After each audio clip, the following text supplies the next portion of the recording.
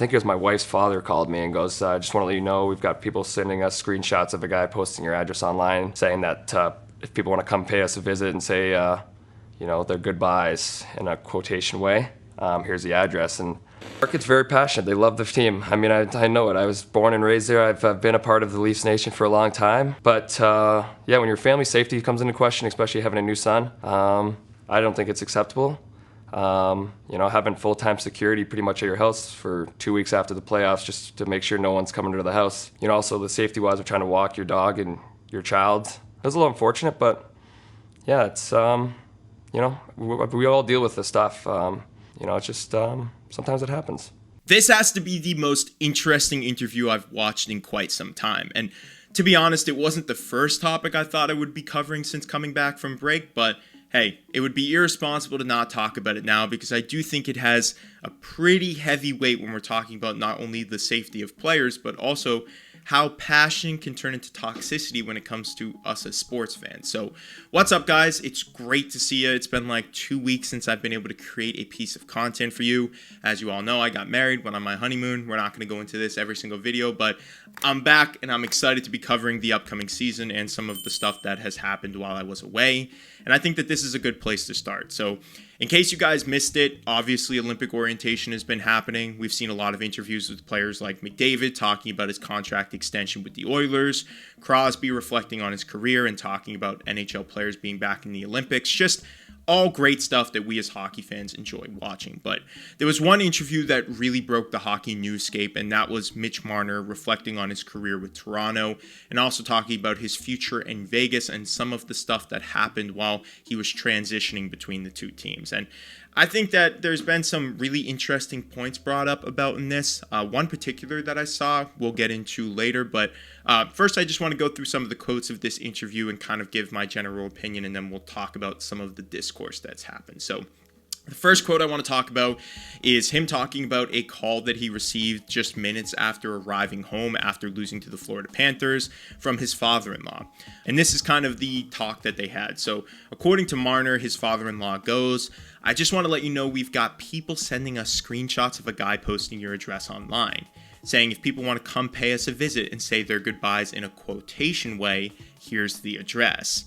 And then Marner went on to talk about how he would hire personal security out of fear for his family because he wasn't sure if these threats were serious or just a lot of passionate fans who were keyboard warriors, essentially just saying some really terrible things online but wouldn't have actions behind it. And I think it's appropriate for him to have responded the way that he did because who knows how serious these fans are. So he then goes on to talk about how the market was very passionate. They love their team. He knows that, and he was born and raised there.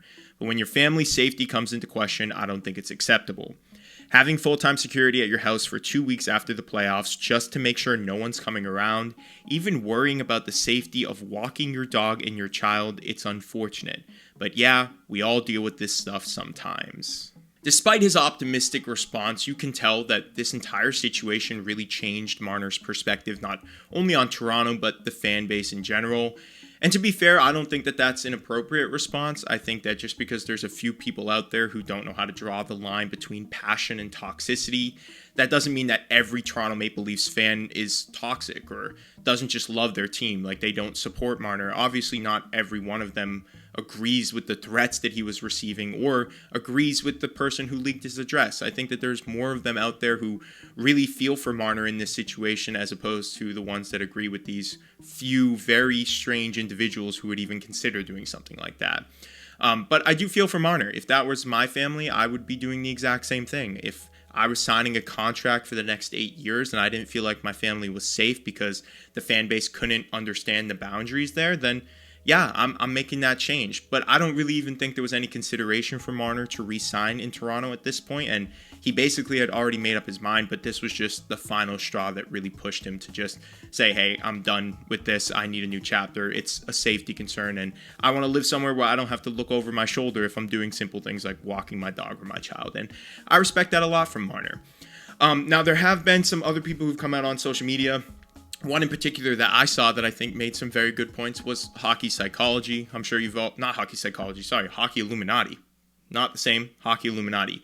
Big Leafs fan, I'm sure you guys have all seen him make some stuff. He's really awesome, really passionate about his team, and he made some great points about how Mitch Marner obviously didn't live up to his expectations, and fans can not agree with his time here, or maybe not like the player because he didn't give a lot of effort. But at the same time, there needs to be certain like guidelines that these fans need to follow, where it's like, hey, don't go too crazy.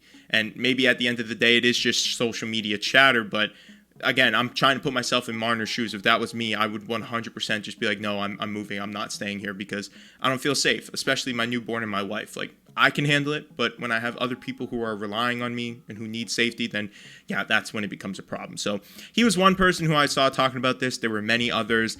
I've seen a lot of people type in comments, but everyone I talked to in person is much more on my side, saying that Marner had an appropriate response and that it makes sense why he wouldn't want to stay in Toronto after all of this, because it does just get toxic sometimes when you care about your team. And I think that's kind of the moral of this story, is like, there's the social media side of things where things are overblown. Comment sections just say what they want because there's no fear of retaliation on the other side. They just can put whatever they want in the comments and never really think about it again. Where like in real life, when you have these conversations, a lot of people are like, no, that's terrible. And as sports fans, we never feel that way. We just get emotional because we love the players, we love the team, we want to see them have success. So yeah, this is definitely an interesting story that when I saw it, I was like, I can't believe that this was happening to him at the end. And while I don't want to say that it's unexpected, I will say that it kind of was blown up a little bit more than I thought. And you really got to feel for the guy. And hopefully when he gets to Vegas, or right now he's in Vegas, obviously, he feels a little bit more secure with his family, and that, I don't know, things change for him and he doesn't have to go through this again. So if you're a Toronto Maple Leafs fan, if you're a sports fan, a hockey fan, whatever that might be, just try and remember that these are real people, and that if you're one of those guys typing that comment that's angry or just says something that's a little bit over the line, think about it, because a lot of these guys see these sort of things. And if you're leaking someone's address or doing something crazy like that, just don't do it, because you're not going to benefit from this. And all it does is make you lose your best players, or I don't know, scare an innocent family, or make somebody feel uncomfortable or concerned for their safety.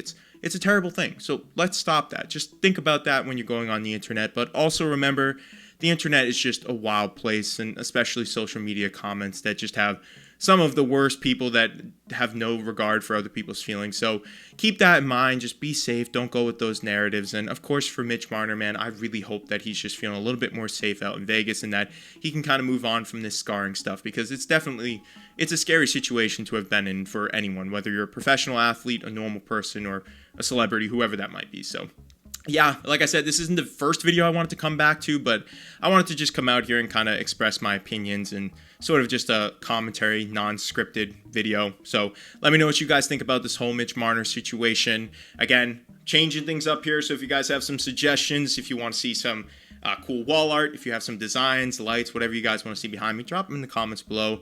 And of course, thank you guys again for watching this video. Hit that thumbs up and subscribe now.